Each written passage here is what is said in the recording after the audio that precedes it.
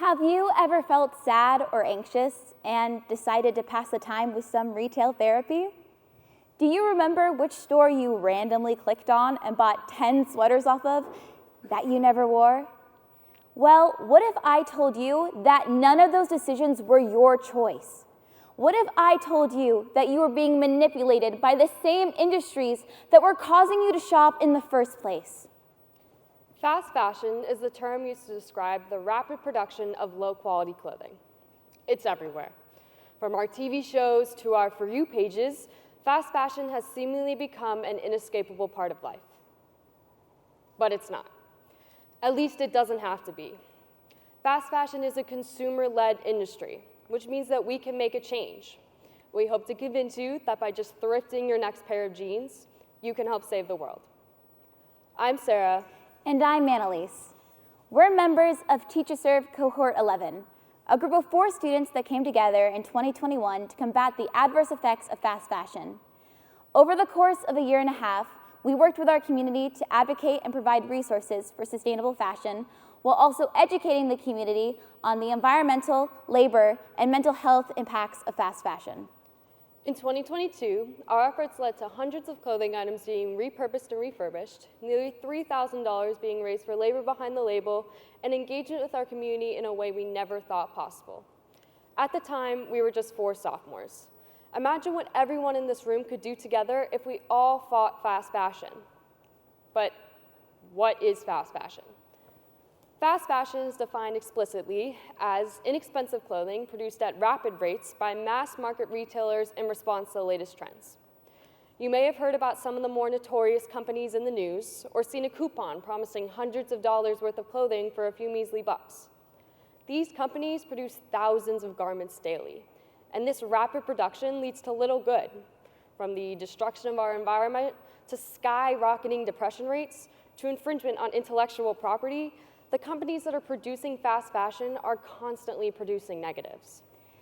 Let's begin with fast fashion's negative impact on the environment. The fashion industry is the second most harmful industry in the world, accounting for 10% of the world's carbon emissions. And this number is only expected to rise. As fast fashion's popularity continues to grow, its production process worsens, using up huge amounts of resources like water. It takes around 700 gallons of water to produce 1 cotton shirt, and around 2,000 gallons to produce 1 pair of jeans. This water waste is then dumped back into our bodies of water, polluting our oceans and rivers with dyes and microplastics. In fact, 35% of all microplastics found in the ocean come from textiles used by the fast fashion industry. This is not okay. Today, we consume 400% more clothes than 20 years ago.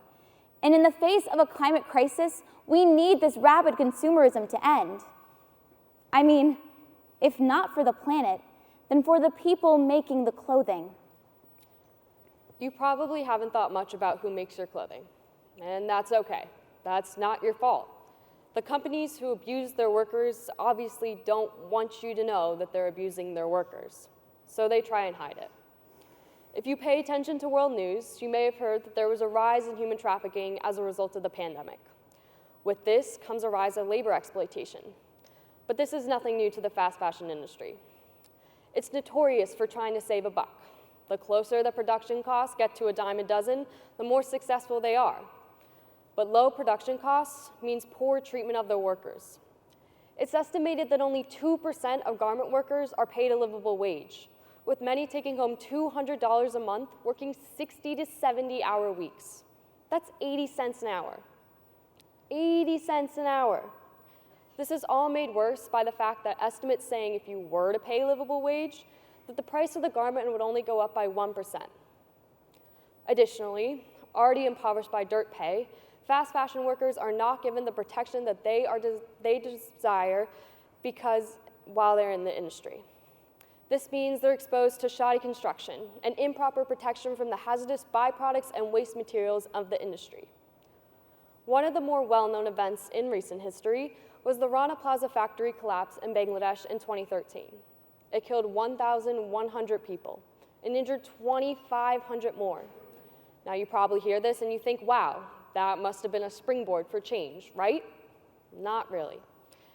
From the year 2021 to 2022, 141 garment workers died in factories and 800 more were injured. The fast fashion industry does not care about the people behind the scenes, and it's up to us to protect their human rights and people's lives. And I don't necessarily mean just the garment workers when I say people's lives. I mean ours too. Many people are unaware of the effect that fast fashion has on them. But if you've ever witnessed a trend and then felt like your body wasn't good enough or like you were somehow missing out, then you have been affected by fast fashion. Fast fashion companies create an artificial demand for consumers to forego their normal clothing for trendy ones, which are impossible to keep up with. One day, stripes are in. The next, dots. Brands purposely do this to make you feel like you need to buy, but they aren't actually selling you clothing. They're selling you the lifestyle that comes with the baggy pants. Major corporations capitalize off of society's body standards, essentially selling you the perfect body or the perfect life. We are convinced that if we buy this specific top from this specific store, that we will be happy and have friends and be cool and finally feel beautiful. But clothes can't change how you feel about yourselves. And companies know this. It's toxic. Fast fashion is the mean girls of the industrialized world and has contributed to the terrifying statistic of 53% of girls by age 13 feeling unhappy with their bodies, and 40% of males ages 16 to 40 feeling unhappy with their bodies as well. Fast fashion companies abuse their consumers' insecurities as a means to keep them shopping. It feeds into the dangerous cycle of retail therapy. Okay, raise your hand if you've ever impulsively bought something online. I have.